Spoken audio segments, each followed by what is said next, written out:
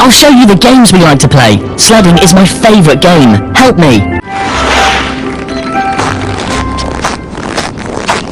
Good job. Let's do this one more time.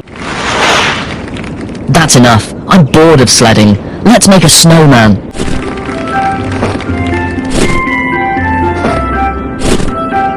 Our snowman looks nice, but we need to dress him up a little. You kidding me? These clothes would be right for a scarecrow, not a snowman. No, this is for decorating Christmas trees. Yes, this is exactly what I want. Wow, I can see a beautiful sled down there. I'd like to sled on it. We have to tie my sled to it. I do this often with my friends. Can you help me get there? Help me get to that beautiful sled. Good job. Thanks a lot for your help. Let's go, and don't stop.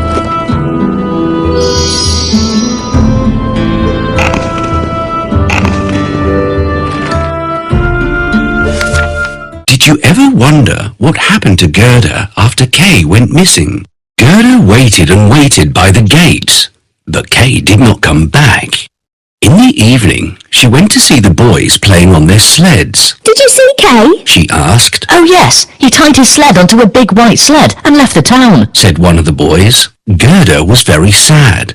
She waited and waited for Kay right through until spring. I wonder where Kay is. I hope he's safe. She thought one day. Don't worry. He's safe. The warm sunshine spoke softly. But Kay has gone forever. She wept. No, that's not true. The swallows sang. Somehow, Gerda felt better after that.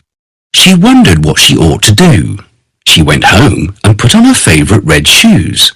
She went to the river and spoke sadly to it. River, did you take my beloved Kay with you? Please take these shoes and give him back. She pleaded. She threw the shoes, but they were washed back onto the riverbank. I think I'll throw them farther, Thought Gerda. Suddenly, she saw a boat lying among the rushes.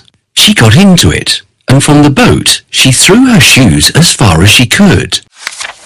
The boat rocked and began to drift away from the shore. Gerda was scared, but she held on tight to the boat. I never thought it would be so frightening to travel on a boat all by myself. She thought. She drifted towards a cherry orchard with a little cottage right in the middle of it.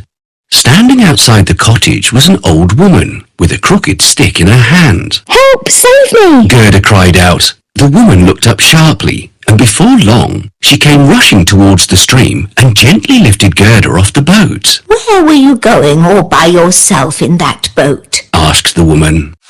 Gerda told her about Kay and asked the woman if she had seen him, but she shook her head. The woman liked Gerda very much, and she'd always wanted a daughter like that.